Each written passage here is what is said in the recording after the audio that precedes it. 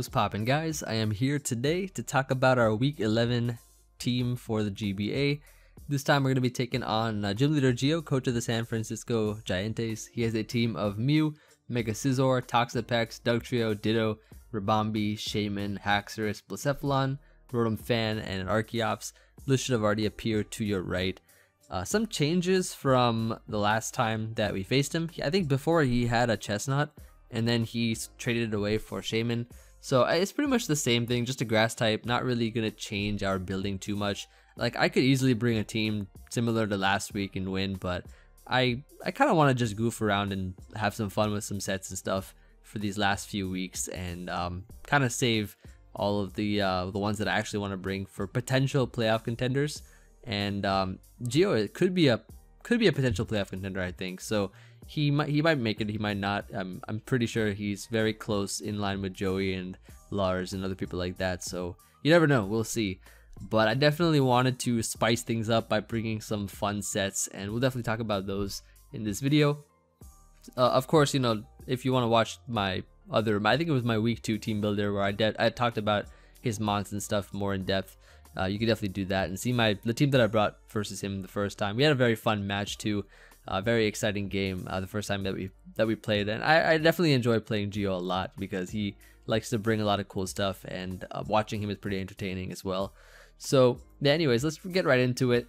I wanted to start off with best defogger, mainly because of course it is best defogger, and we had to bring it. You know, we have to show it off and see what kind of set I'm bringing this time on it. And I decided that I wanted to bring a Rocks, sort of a Rocks lead with 3 very offensive attacks that can do a lot of work versus him. HP Fire is something to note, that I'm trying to use this thing to, I guess, try to knock out Scizors. And it's really nice as a Scizor check because it can, I mean, even though like a speedy offensive Scizor can easily just superpower it and stuff, but if it's not, HP Fire can really do well versus that. And we have like Ice Beam for Shaman with E-Belt, does a lot of damage, and Hydro Pump is it can do a lot to Mew, as well as I don't know, everything that hits neutrally, I guess.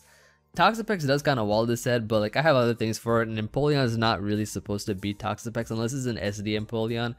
But I feel like, you know, I've been kind of wild these past few weeks, so he might expect SD Empoleon. So I mean, I've already brought it versus Necrostevo and it's actually worked, so I'm sure that, you know, he'll probably have that in the back of his mind when he sees Empoleon. So maybe this will catch him off guard. Maybe if, like versus Scizor, like Mega Scizor, HP Fire actually has a good chance of knocking it out depending on the set. So I am banking on this Pokemon to at least do that, or at least just set up Rocks. I mean, it has to do one or the other, and it probably will.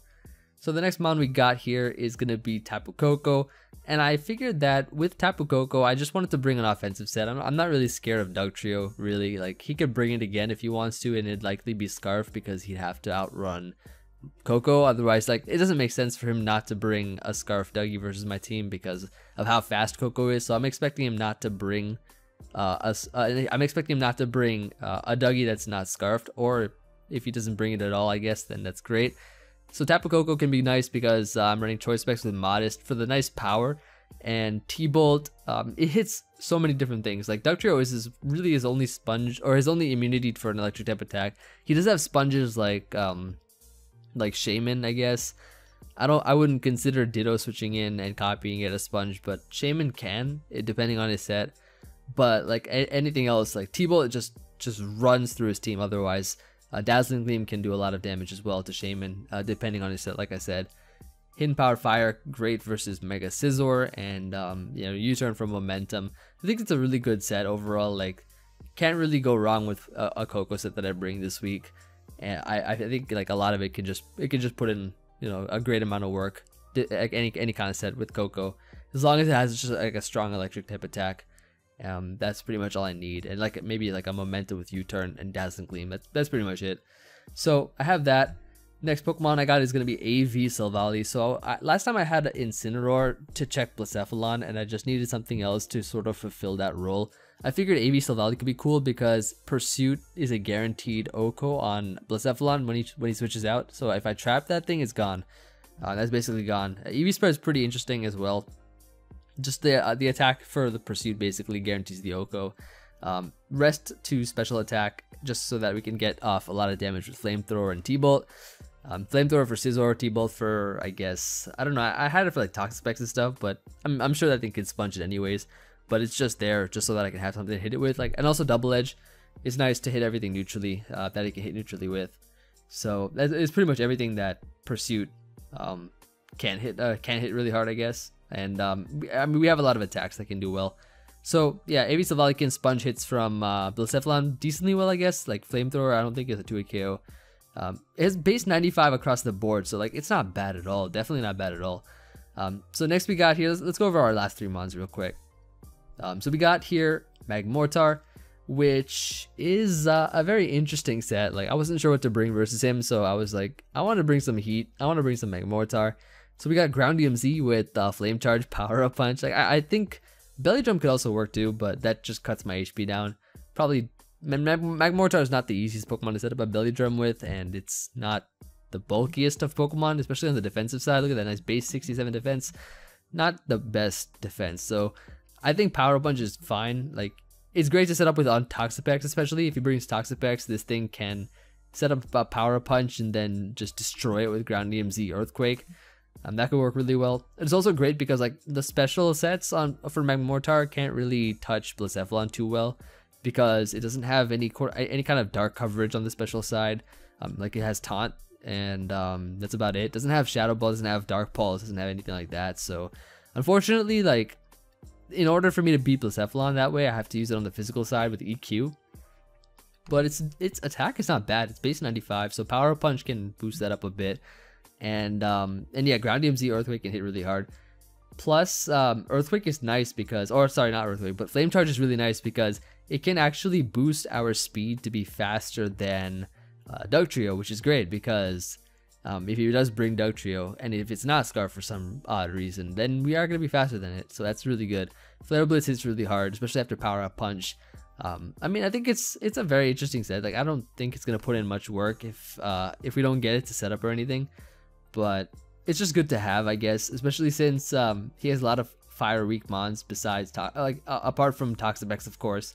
Blacephalon can't really do much, and everything else kind of dies, except maybe for Archeops as well. But I don't know if he'll bring Archeops when I have Electric Spam from potential Koko Raichu and like water and grass and stuff like that. So yeah, he probably wouldn't bring that. I kind of like versus any kind of potential playoff contender that I might face in playoff again, or in playoffs. If I'm facing them like the second time or something, I don't want to reveal too much of what I'm gonna bring, because Geo might potentially make it to playoffs. I think it depends on how well the other people in that he's racing against does, like Joey Lars and stuff. So depending on how they do, he may make it or not. I mean, we'll see. But I think overall, I should be pretty ready for that. In this like matchup, Pinsir kind of carries, so like I'm really banking on this thing to put in the work, and I think it will. And Koko can really do well as well. So yeah, I'm not really too worried about this match, especially when I'm bringing all these kind of fun sets. I think it's really more important to to try to flex as much heat as I possibly can, and that's what I'm going to try to do here with this Magmortar set, with this Empoleon, with this Silvally, Koko. It's gonna be fun. I mean, I guess Koko's not that heat, Specs, but Specs modest. That's what we got here. Anyway, so yeah, Magmortar is nice. Next we got Gligar. Really cool mon. Rock Slide here is a nice tech on it because it can actually beat a Ditto that's copied my Pinsir. So last time I brought a Pinsir set that had Rock Tomb over Earthquake, and that was because I had a very bulky Empoleon set that was able to wall all 3 attacks. So I'm doing something similar, but because I have Gligar, I'm putting Earthquake so that he can't have any kind of rock move or anything, or any kind of coverage to beat this with. If I'm playing the mind game right with the happiness, I brought Frustration last time. I'm bringing it again, maybe because he'll think that I'm switching it to Return, and then he'll because like it's all the mind games of which happiness I'm bringing. It's always something to consider. So I'm bringing Frustration again so that he'll think that I am gonna switch it up to Return. Maybe, I don't know. It's just like mind games that we're playing right now, even before the match.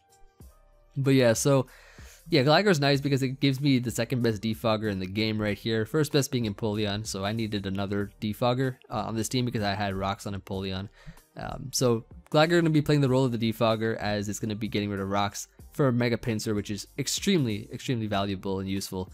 And yeah, basically that's just what it's there for, and it's nice because it can do well versus it can be a good check to Haxorus and weaken that thing enough for a Pinsir to pick it up with quick attack or something. Or it's Bedef bulky, so it can also kind of check plus Efflon pretty well too. But I guess the main sort of check is Silvally. We don't want I'm sure Gligar would not appreciate taking Specs plus Efflon at all. So yeah, finally we have Mega Pinsir, which is the Pokemon that of course is going to be carrying the team basically with Coco. Coco Pinsir are really great versus his team, versus Geo's team.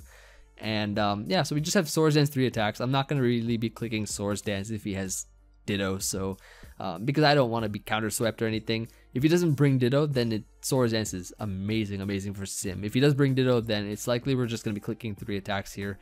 Earthquake, like I mean, it's not super good versus his team, but it's just good for the matchup in case he copies me, because I have Gligar to wall it completely. And it's good to play mind games as well if he has Earthquake, because then he can't lock himself into like a rock type attack or something and be able to hit everything on my team. So that's gonna be the team. Yeah, we have enough speed on this to outrun Shaman. And yeah, I'm just gonna go over the speeds, I guess. Magmortar is faster than Dougie at +1. And Poleon just put max speed just in case he tried to speed creep it with Mega Scizor, but I think Mega Scizor is naturally faster. I'm pretty sure. Maybe, I don't know. Maybe he'll set I don't know how much speed he'll put on it. But yeah, I'm just rambling now. But that's about it. Week 11. Gonna be going up tomorrow, 24 hours from this video, 4 p.m. Eastern Standard Time. I think he's definitely gonna be a tough matchup based on his team, but I'm confident we can do well and win this game. So hope you all enjoyed, and I will see you guys on the battle tomorrow. Let me know what you guys think, and looking forward to hearing from you all. Peace.